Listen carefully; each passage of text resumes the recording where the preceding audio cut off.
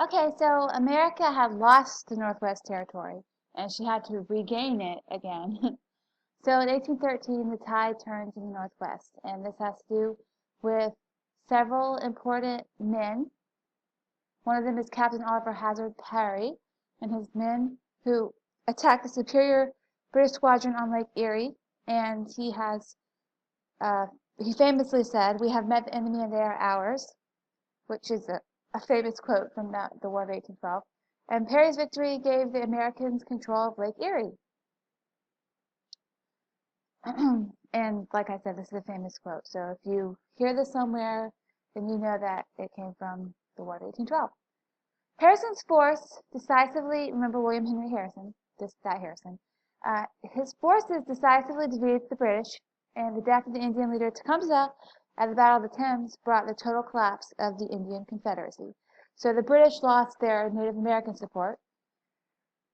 In 1814, American forces made one final attempt to invade Canada, crossing the Niagara River into Canada. They defeated the British in several engagements. After the Battle of Lundy's Lane, they were forced to withdraw across the border. By this time, Napoleon had been defeated, and England had begun to concentrate on the war with America. In the fall of 1814, the British sent a force of 11,000 men down Lake Champlain to attack New York on its western front. The Americans defeated the British on Lake Champlain and forced the invasion back into Canada.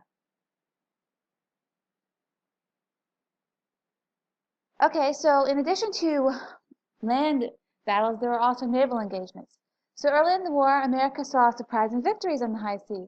The USS Constitution, which was commanded by Isaac Hull, the nephew of General Hull, remember the one who gave up the fort, defeated the HMS Guerriere and later the Java, earning the nickname Old Ironsides.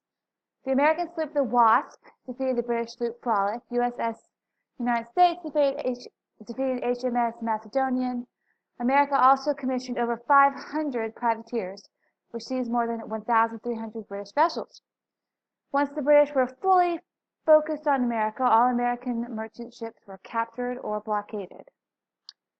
The destruction of the Chesapeake by the British in 1813 added to the gloom of the time, but Americans were heartened by the dying words of the Chesapeake captain, James Lawrence, "Don't give up the ship." These words became the rallying cry of the U.S. Navy, and they were immortalized. Here's Lawrence, and here is Chesapeake. So the British attacked Washington and Baltimore. In 1814, the British marched toward Washington, D.C., and some 6,000 Americans hastily assembled to defend the city. President Madison rode to the scene, thus becoming the only U.S. president to go directly to the battlefront in time of war. The poorly trained American recruits were quickly routed. British troops marched unopposed into the nation's capital, while Madison and his cabinet hastily gathered as many government documents as they could and fled the city. And the British arrived in time to enjoy a nice White House meal. And they actually do burn Washington, which was very degrading to the American cause. Partly, they did this to retaliate for the destruction of the British government buildings at York, which is in Toronto, which is in Canada, and partly to crush American morale. The British set fire to the public buildings in Washington. British General Ross personally supervised the stacking of White House furniture so as to make a good bonfire. Having completed their task of destruction, the British abandoned Washington. Dolly Madison was remarkably brave during the War of 1812, and she has Quaker roots, but that did not stop her from sleeping with a sword under the bed, just in case for protection. But I want you to open up your books to page 143, and I want you to take a look at the little box about Dolly Madison. Okay, so next the British fleet sailed up the Chesapeake Bay to attack Baltimore, where they met fierce resistance.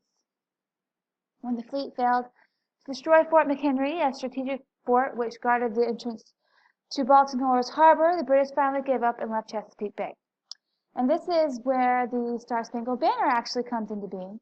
So open up your books to page 143, and I want you to read about the Star-Spangled Banner. This is a lithograph of the Battle of Fort McHenry, and as you can see, there you can almost see some of the lyrics to Star Spangled Banner pictured here with the bombs bursting in the air. You can see that. But the song captured American patriotism so well, of course, that it became the national anthem. Okay, so Americans do have one victory that they like to brag about, and this is the Battle of New Orleans, which interestingly enough was fought after the war was over, but we'll get into that. The burning of Washington increased the determination of Americans to fight. Thousands volunteered for military service. The British then decided to attack America's poorly defended Gulf Coast, an assault which gave America its greatest land victory of the war and brought to prominence an American hero, Andrew Jackson. Andrew Jackson was actually involved in the American Revolution because when he was 13 years old, he helped carry messages for the soldiers, for the army. He was orphaned early, and he had an abiding hatred of the British. He was a tough frontiersman by the time the War of 1812 broke out, and he was put in charge of an army of volunteers. In 1814, he decisively defeated the Creek Indians at the Battle of Horseshoe Bend in the Mississippi Territory and drove the British away from the Pensacola in Spanish West Florida, where they had attempted to establish a military base. When the British threatened to attack America's Gulf Coast, Jackson was ready, and his nickname is Old Hickory. So there is a song, the Battle of New Orleans, that's pretty famous, that comes from this battle.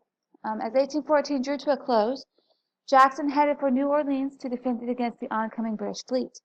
Accompanied by a band of pirates led by famous Frenchman Jean Lafitte, they took command of a point 5 miles south of New Orleans with the Mississippi River on one side and an impenetrable cypress swamp on the other.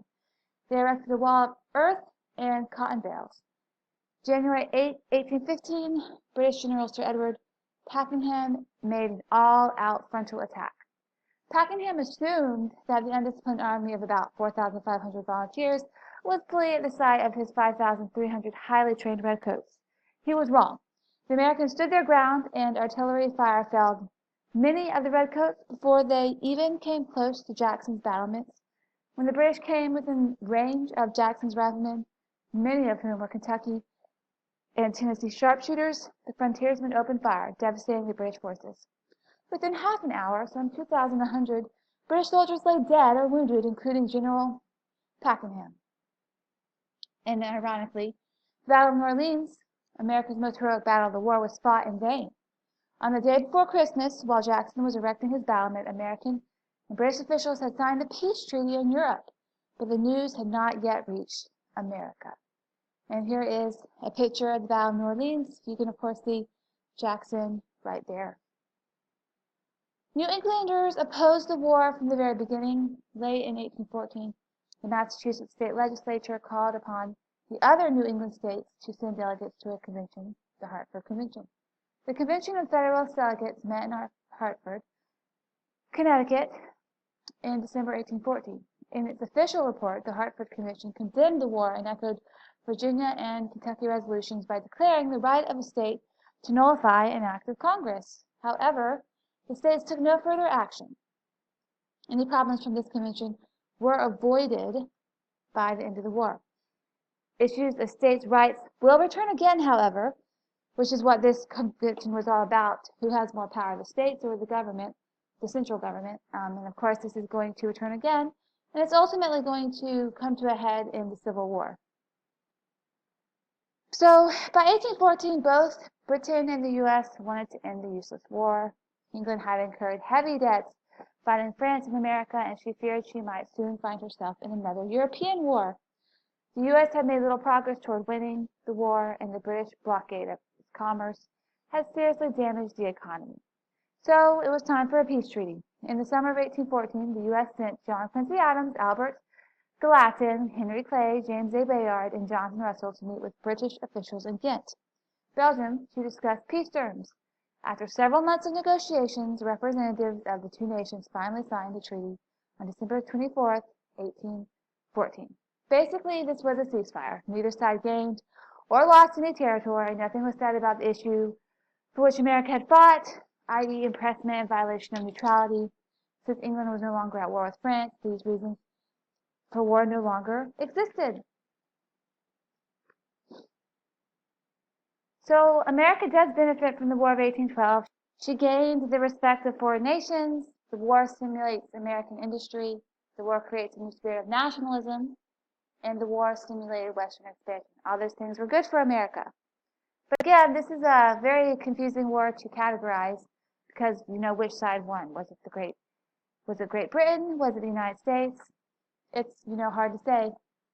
You can make arguments for both sides. And in fact, you will make arguments for both sides in your assignment for tomorrow, which we'll talk a little bit more about tomorrow. I hope that you enjoyed this lecture and found something interesting in it. I know it's a bit lengthy, but I appreciate your patience and your perseverance. Thank you. Bye.